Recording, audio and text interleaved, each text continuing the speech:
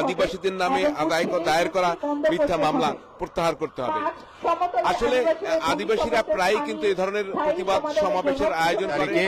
মধুপুরের ধরাতি গ্রামে আদিবাসী নারীর উপর যে নিপীড়ন হয়েছে অবৈধ উচ্ছেদ অভিযানের নামে বন শিল্প কর্পোরেশন, রাবার বাগান কর্তৃপক্ষ এবং সেখানকার যে রাবার বাগান কর্তৃপক্ষ ওনারা অবৈধ উচ্ছেদ অভিযানের নামে স্থানীয় প্রশাসনের অনুমতি ব্যতী রেখে সেখানে আনসার সদস্যরা সেখানে সেই গাড়ির নারীকে নিপীড়ন করেছে, শারীরিকভাবে লাঞ্ছনা করেছে এবং গুলি করার জন্য উদ্যত আচরণ করেছে। এই ঘটনার আমরা তীব্র নিন্দা জানাই, প্রতিবাদ জানাই এবং এই বাংলাদেশে আসলে পুলিশ প্রশাসনের অনুমতি ছাড়া ওনারা কিভাবে এই ধরনের অবৈধ উচ্ছেদ কার্যক্রমের নামে আদিবাসীদেরকে নিজ বসতভিটা এবং ভূমি থেকে উচ্ছেদ করতে চায় সেটা আমাদের কাছে বোধগম্য নয়। আমরা এর তীব্র নিন্দা জানাই এবং সেটা তাদের নিজস্ব প্রথাগত ভূমি এবং সেই প্রথাগত ভূমিতে তাদের নিজস্ব সেখানে তারা ঘর সংস্কারের জন্য যে টিন এবং কাঠ তারা সংগ্রহ করেছিল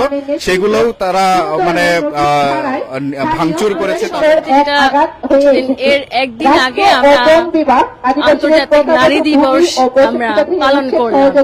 সরকার যেখানে প্রতিপাদ্য হিসাবে করেছে যে নারীদের সুরক্ষিত হোক, ন্যায় বিচার এবং সাথে কন্যা শিশুরও বিষয়টি রেখেছে, যুক্ত করেছে। ঠিক একদিন পরে আপনারা দেখেছেন যে কি করে আদিবাসী নারী এবং শিশুর উপরে জনসম্মুখে নির্যাতন করা হলো, যেটি একটি একদম সেফগার্ডিং ইস্যুতেও যে দিন দুপুরে সবার সামনে কিভাবে নারীকে অস্ত্র দ্বারা আক্রমণ করা হয়েছে এবং তার ওড়না কিভাবে টেনে ধরা হচ্ছে।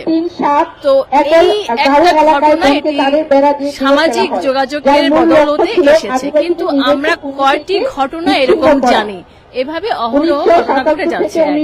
দ্বিতীয় কথা হচ্ছে এই ভূমি বিষয়ে পাহাড়ের যে প্রথাগত আর সমতল উপকূল এখানে কিন্তু জমি দলিলের পরিচয় আছে, দলিল মালিকানাও আছে। সেখানেও কিন্তু আমরা আদিবাসীরা আমাদের কাছে দলিল থাকা সত্ত্বেও আমরা দখলে যেতে পারি না। যদি পটুয়াখালী বরগুনার যে রাখাইনদের তাদের 95% ভূমি হচ্ছে বেদখল হয়ে আছে, এমনকি তাদের যে শ্মশান ভূমি, তাদের যে মন্দির বিহার সেই জায়গাও কিন্তু এখন বেদখল হয়ে যাচ্ছে।